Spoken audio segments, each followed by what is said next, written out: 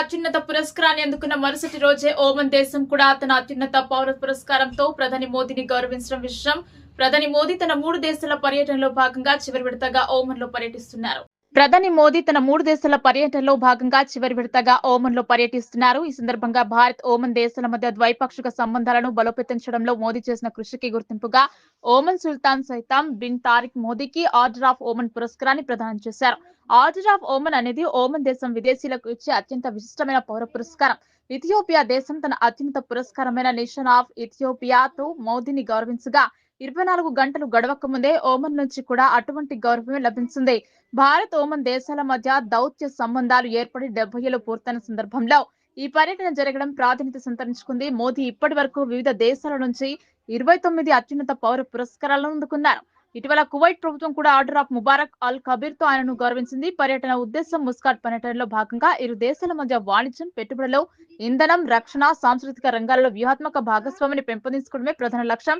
బుధవారం ఓమన్ చేరుకున్న ప్రధాని మోదీకి ఘన స్వాగతం లభించింది. మహేశ్వరం గడ్డపై బీఆర్ఎస్ జెండా ఎగురవేసింది. హోరాహోరీగా సాగిన ఎన్నికల్లో భారతీయ జనతా పార్టీ అభ్యర్థిని మరియు కాంగ్రెస్ పార్టీ అభ్యర్థిని పక్కకు నెట్టి బీఆర్ఎస్ ఘన విజయం సాధించడం విశేషం. మహేశ్రావు గ్రామ నూతన సర్పంచ్ గా సీనియర్ బీఆర్ఎస్ నేత మునగపాటి నవీన్ ఎన్నిక కావడం జరిగింది. అదేవిధంగా మహేశ్వరం నూతన ఉప సర్పంచ్ గా జోరాల రమేష్ సైతం ఏకగ్రీవంగా ఎన్నికయ్యారు. విజేతలను ఎమ్మెల్యే సబితాంద్రరెడ్డి అభినందించారు.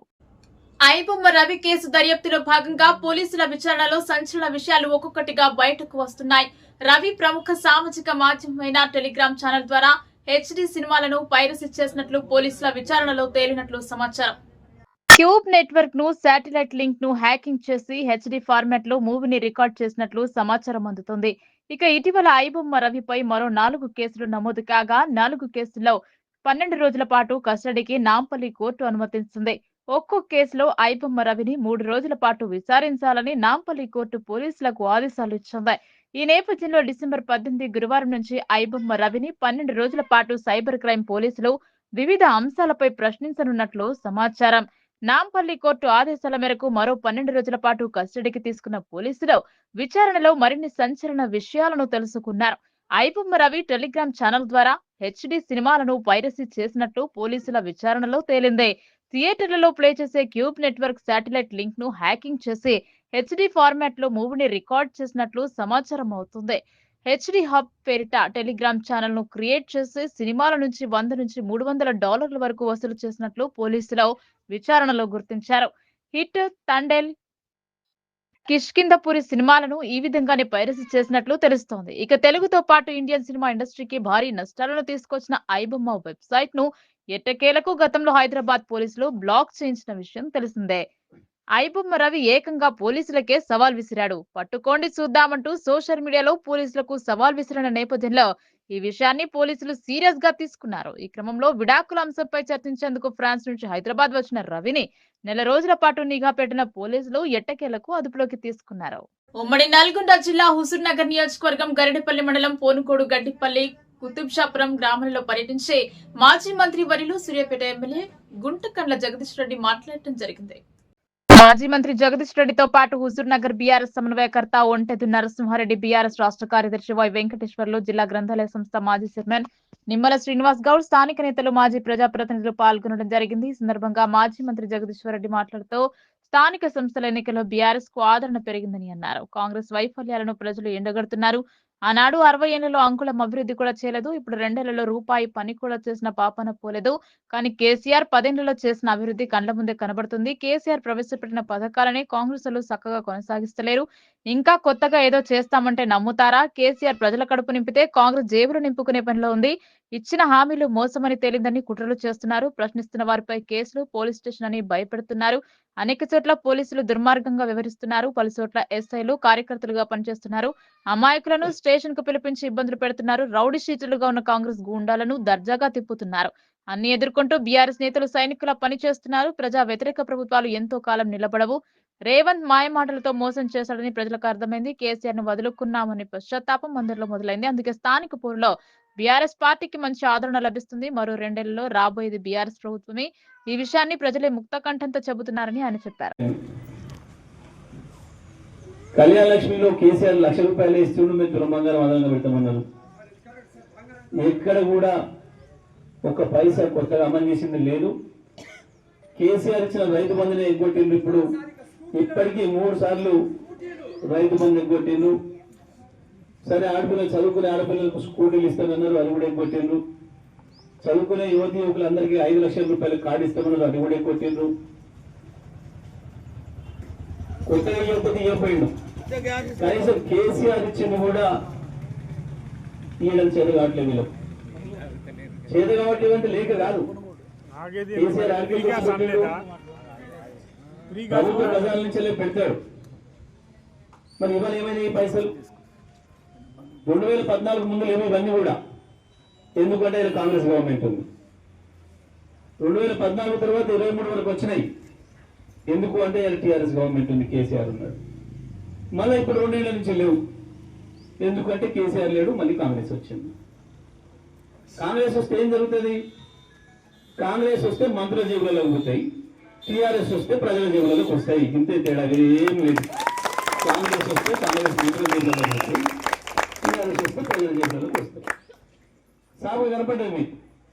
2014 ముందు లేనివి 14 తర్వాత వచ్చినాయి అని అంటే కేసీఆర్ వస్తే వచ్చినాయి. 23 దాకా ఉన్నాయి, మళ్ళీ ఇవాళ లేవు అంటే కేసీఆర్ లేడు కాబట్టి మళ్ళీ పోయినాయి. ఇవాళ ప్రజలకు అర్థమైంది, కేసీఆర్ ఉంటేనే మళ్ళీ ప్రజలు బాగుంటారు, ప్రజా సంక్షేమం బాగుంటుంది. కేసీఆర్ ఉన్ననాడు, నేను జిల్లాలో మంత్రి ఉన్ననాడు ఒక్కటంటే ఒక కేసు చూపించలేదు. అది పొనుగోడు, గరిడపల్లి, నేరేడు జిల్లా, హుజూర్నగరే కాదు, మొత్తం ఉమ్మడి నల్గొండ జిల్లాలో ఒక్కటంటే ఒక రాజకీయ కేసు కాలేదు, కొట్లాడు కాలేదు. ఇక్కడ ఎవరో మళ్ళీ పాత కక్షలు ఇస్తున్నారు, మళ్ళీ చంపే ప్రయత్నం చేస్తున్నారంటే దొరకబట్టిన లోపటేసినాం. గూండాయిజాన్ని, రౌడీజాన్ని ఎట్టి పసులు అనుమతించమని చెప్పినాం. నా దగ్గరికి ఎవరిని రానియలేటువంటి ఎవడన్నా వచ్చినా మీ పాత బడిలో చేసే పనులు చేస్తున్నాడు, నా దగ్గర నేను చెప్పిన పద్ధతుల్లో ఉండాలి, శాంతియుతంగా ఉండేటట్టయితే మా దగ్గర రావాలని చెప్పిన ఎవరైనా జిల్లాలో. మీ పాత కత్తులు పట్టుకొని వస్తున్నట్టే నా దగ్గర కుదరదు. నా దగ్గర చేతికి పొలం కర్ర పట్టుకుని రావాలి తప్ప కత్తులు ఆగాలు పట్టుకుని నా దగ్గర రానియలేదు. ఇప్పుడు మళ్ళీ కాంగ్రెస్ రాజ్యం వచ్చింది. పోలీసులు రౌడీలు ఒక్కటే మళ్ళీ రాజ్యం ఊళ్ళో నిలబడుతున్నారు. మళ్ళీ రౌడీలకు ఊళ్ళలోకి వచ్చే అవకాశం వచ్చింది. దురదృష్టం ఏంటంటే పోలీసు వాళ్ళే వాళ్ళంటే పెట్టుకొని వస్తున్నారు. ఉత్తమ్ కుమార్ రెడ్డి చాలా కోతలు వస్తాడు. నేను చాలా డెమోక్రటిక్ ఉన్నా, నేను ఇట్లా మాట్లాడుతున్నాను. నేను ఉత్తమ్ కుమార్ని ఛాలెంజ్ చేస్తా ఉన్నా. ఈ ఊర్లో కూడా పోలీసులు వచ్చి అమాయకులైన మా వాళ్ళని స్టేషన్కి ఎందుకు రమ్మంటున్నారు, గుండాలను రౌడీలు ఎట్లా తిరిగిస్తున్నారు ఊళ్ళో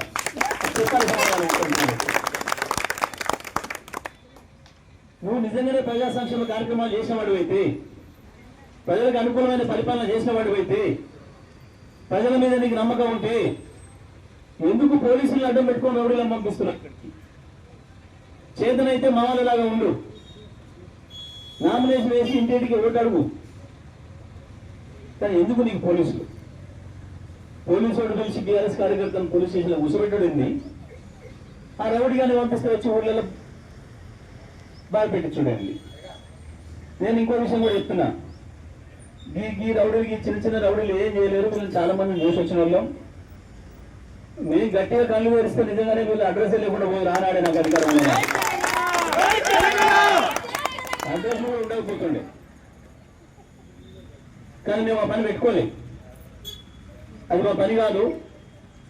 ప్రజలు మమ్మల్ని గెలిపించింది, మా గ్రామాలు బాగు చేయండి, మా జీవితాల్లో వెలుగు నింపండి అని గెలిపించిండ్రు. కేసీఆర్ మీద ఆశలతో గెలిపించిండ్రు.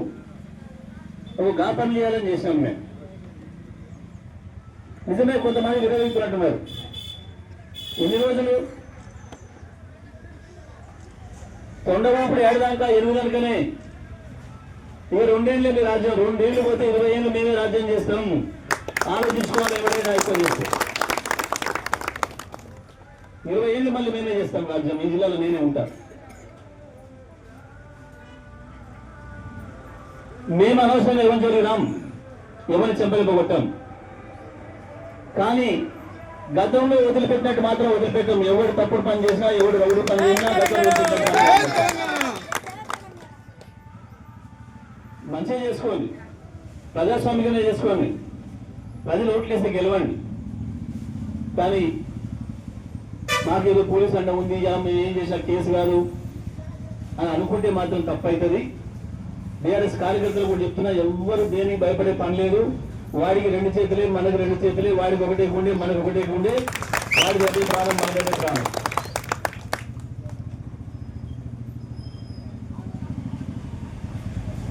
అది బంద్ చేసుకోవాలి. 10 ఏళ్లలో మేము ఏ ప్రశాంతత అయితే కల్పించినామో ఆ ప్రశాంతత కొనసాగించాలి. ఎన్నికలు రేపు ఎల్లుండి అయిపోతే తెల్లవారి నుంచి కలిసి ఉండాలి. ఈ పని ఏమని చెప్తా ఉన్నాం. ఆ పద్ధతిలోనే అందరూ ఉండాలని చెప్పి టీఆర్ఎస్ కార్యకర్తలు కూడా సంయమనంతో పోండి. ఏవో చిన్న చిన్న ఏదో జరిగినా ఏం బెంబేలు పడే పని లేదు. తప్పకుండా 1కి 2 బదులిస్తాం, అందులో సందేహం ఏం లేదు. ఆ పద్ధతిలో ఉండాలని చెప్పి చెప్తా ఉన్నాం. పోలీసులకు కూడా చెప్తా ఉన్నా, కొంతమంది ఎస్ఐలు ఈ నియోజకవర్గంలో కాంగ్రెస్ పార్టీ కార్యకర్తలాగా పనిచేస్తున్నారు. వాళ్ళ లెక్క కూడా చూస్తాం, అందులో సందేహం ఏం లేదు. ఏ ఎస్ఐ ఏం పని చేస్తున్నాడు, ఏ సిఐ ఏం పని చేస్తున్నాడు, ఎక్కడెక్కడ తప్పుడు పనులు చేస్తున్నాడు, చేయకూడదు పనులు చేస్తున్నాడు, వాళ్ళ లెక్క కూడా రాసి పెడతాం, వాళ్ళ లెక్క కూడా చూస్తాం. మళ్ళీ జీవితంలో మళ్ళీ ఎప్పటికీ పోస్టింగ్ కూడా రాదు. 20 ఏళ్ళు ఆ తర్వాత 20 ఏళ్ళు పోస్టింగ్ ఇవాళ వేసిపోతున్నా కదా నేను అమ్మాయి సార్ గుర్తుంటున్నా అనుకుంటున్నారేమో. రాసి పెట్టి తీసుకుంటా, ప్రతి మండలం నుంచి రాసి పెట్టి తీసుకుంటా. ఎవడెవడు ఏం పని చేసిండో, ఎట్లా పని చేసిండో, కాంగ్రెస్ జీతగాళ్ళలాగా ఎట్లా పని చేస్తున్నాడో ఒకడొకడు అన్ని కూడా లెక్క తీసుకుంటా. చాలా మంది సర్వీస్ ఇంకా వీళ్ళు సిఐలు అయ్యేది ఉంది, డిఎస్పీలు అయ్యేది ఉంది. ఎప్పటికీ కాలేరు, జీవితం అంతా గారేసే కానీ ఆపేస్తా ఎక్కువ రకాలు చేస్తే ఎవరినైనా. ఏమవసరం? పోలీసుల డ్యూటీ నువ్వు నిష్పక్షపాతంగా చేయాలి. ఎవరు తప్పు చేస్తే వాళ్ళు తీసుకుపోవాలి. అమాయకులైన టీఆర్ఎస్ కార్యకర్తల్ని ఎన్నడూ ఏ కేసు లేని వాళ్ళను వాళ్ళు ఎన్నికల కార్యక్రమం ప్రచారం చేసుకుంటుంటే తీసుకుపోయి స్టేషన్లో కూర్చోబెడతారు అనడానికి వాడికి ఇక్కడ హక్కు లేదు, ఎవరికి అధికారం లేదు. ఉత్తగానే పిలిస్తే ఎవరు పోకండి, వాడు అరెస్ట్ చేసి తీసుకుపోతాడు. అప్పుడు చెప్పండి, నాకు చూస్తా, సంగతి కూడా చూస్తా. కాబట్టి ఎవరు కూడా ఏం భయపడే పని లేదు. ఆడోళ్ళైనా మొగోళ్ళైనా మీరు చేయాల్సిన పోరాటం మీరు చేస్తూనే ఉండండి. గెలుపు పని చేస్తే ప్రజల్లో మంచిగా ఉంటే వస్తుంది. మరి తప్పకుండా వెంకటరమణది ఫుట్బాల్ గుర్తున్నట్టుంది. ఫుట్బాల్ గుర్తు ఇది 4వ గుర్తు. ఇది సీరియల్లో 4వ నెంబర్ ఉంటుంది. ఫుట్బాల్ గుర్తు తప్పకుండా ఫుట్బాల్ గుర్తు మీద ఓటేసి వెంకట తెలుసు ఇది పూర్తిగా రాజకీయ కక్షలతోని నాశనం అయిపోయింది. ఎన్నో ప్రయత్నాల తర్వాత జిల్లా జడ్జిలు కూడా దృష్టి పెట్టి జిల్లా అంతటా రాష్ట్రం అంతటా చర్చ జరిగి ఈ ఊళ్ళో కనీసం ఎవరిలో శుభకార్యాలు చేసుకునే పరిస్థితి లేదు, వ్యవసాయం చేసుకునే పరిస్థితి లేదు అని చెప్పి ప్రపంచంతో దృష్టి పెట్టి కొన్ని సామరస్య వాతావరణం తీసుకొచ్చే ప్రయత్నం జరిగింది. ఆ తర్వాత టీఆర్ఎస్ పార్టీ అధికారంలోకి వచ్చిన తర్వాత నేను కూడా ప్రత్యేకమైన దృష్టి పెట్టి గ్రామాలలో ఘర్షణ జరగకూడదు,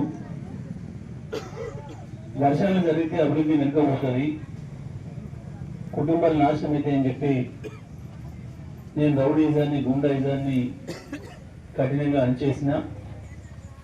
ఒక చిన్న చెంపదెబ్బ కూడా ఇవ్వగలరు కొట్టకుండా, పోలీసులు అక్రమంగా ఎవరిపైన కేసులు పెట్టకుండా నిరోధించిన ఒక హుజూర్నగర్ నియోజకవర్గం ఉప్పుదే కాదు, ఈ పొరవడే కాదు, హుజూర్నగర్ కావచ్చు, తుంగతుర్తి కావచ్చు, సూర్యాపేట కావచ్చు, ఉమ్మడి నల్గొండ జిల్లాలో మునుగోడు కావచ్చు, ఇంకా అనేక ప్రాంతాలలో కూడా ఈ రకంగా కొట్టుకొని నాశనం అవుతున్న గ్రామాలన్నింటినీ ప్రశాంతమైన వాతావరణంలోకి తీసుకొచ్చాం. అంతకుముందు జిల్లాలో ఏ ఎన్నికలు వచ్చినా వందల కేసులు అయ్యేవి, మర్డర్లు జరిగేది. కానీ టీఆర్ఎస్ పరిపాలన వచ్చిన తర్వాత కేసీఆర్ గారి ఆలోచనల మేరకు ఆదేశాల మేరకు మొత్తం గ్రామాన్ని ప్రశాంతం చేసినాం, బ్రహ్మాండంగా అభివృద్ధి చూపించినాం. 60 ఏళ్ళ కాంగ్రెస్ తెలుగుదేశం పరిపాలనలో వాళ్ళు అనేక కార్యక్రమాలు కూడా చేశాం. 9,000 రూపాయల పెన్షన్ కావచ్చు, ఆసరా పెన్షన్లు, వికలాంగులకు 4,000 పెన్షన్ కావచ్చు, రైతుల రుణమాఫీ కావచ్చు, ఎకరానికి 10,000 రైతు బంధు కావచ్చు, కళ్యాణ లక్ష్మి, ఏ ఇంట్లో ఆడపిల్ల పెళ్లి చేసుకున్న 1,00,000 రూపాయల ఆర్థిక సహాయం అందించే కార్యక్రమం కావచ్చు, కేసీఆర్ కిట్టు, పెళ్ళైన ఏ ఆడపిల్ల నిలదప్పినా ఆ కడుపులో పెరిగే బిడ్డలు కూడా ఆరోగ్యంగా పెంచాలని చెప్పి ప్రభుత్వం నుంచి స్వయంగా కేసీఆర్ గారు 12,000 రూపాయలు ఇచ్చి ప్రభుత్వ దవాఖానలో ఉచితంగా డెలివరీ చేయించి అంబులెన్స్లోనే ఇంటికి పంపించి ఆడపిల్ల పుడితే ఇంకో 1,000 రూపాయలు ఇచ్చి పంపించిన సందర్భం కూడా మేము చూసాం. గ్రామాలలో అన్ని కులాలు అన్ని కుటుంబాలు వివిధ వృత్తుల మీద ఆధారపడి ఉన్నాయో ఆ వృత్తులను కూడా బాగు చేయాలని చెప్పి ఎవరైతే గొడ్ల కాపర్లు ఉంటారో గొడ్ల కాపర సోదరులకు సహాయం చేయాలని, మత్స్యకారులకు సహాయం చేయాలని ప్రభుత్వం నుంచి అన్ని రకాల సహాయ సహకారాలు అందించి గ్రామాలను అభివృద్ధి చేసినాం. ఒక్కొక్క గ్రామానికి 2 కోట్లు 3 కోట్ల రూపాయలు వెచ్చించి అంతర్గత రోడ్లు కావచ్చు, గ్రామం నుంచి మండలానికి తప్పకుండా సీసీ రోడ్లు, సిటీ రోడ్లు, మండల కేంద్రం నుంచి జిల్లా కేంద్రానికి డబల్ రోడ్లు, ఈ రకంగా అనేక రోడ్డు సౌకర్యాలు కూడా కల్పించి ప్రతి గ్రామంలో శ్మశాన వాటిక, డంపింగ్ యార్డు, పల్లె ప్రకృతి వనం, ప్రతి గ్రామానికి ఒక ట్రాక్టరు, ట్యాంకరు, ఈ రకంగా భారతదేశంలో ఎక్కడ లేని విధంగా అనేక అభివృద్ధి కార్యక్రమాలని, సంక్షేమ కార్యక్రమాలని టీఆర్ఎస్ పార్టీ కేసీఆర్ గారి నాయకత్వం వచ్చిన విషయం అందరికీ తెలుసు. దురదృష్టవశాత్తు కాంగ్రెస్ పార్టీ ఏదైతే కేసీఆర్ మహిళలకు, రైతులకు పెద్ద ఎత్తున సాయం చేస్తున్నాడో వాళ్ళందరూ కేసీఆర్ ఎమ్మటి ఉన్నారు. వాళ్ళని కేసీఆర్ నుంచి విడదీయాలని చెప్పి రైతులకు లేని ఆశలు పెట్టి 2 లక్షల రుణమాఫీ చేస్తామని, రైతు బంధు 10,000 కాదు మేము 15,000 ఇస్తామని, పండిన ప్రతి గింజ మేమే కొంటాం, క్వింటాల్కి 500 బోనస్ ఇస్తాం, కేవలం వరి ధాన్యమే కాదు ప్రతి పంటకు అని చెప్పారు. కానీ ఇవాళ ఇచ్చిన ప్రతి హామీ మోసం చేసిండ్రు.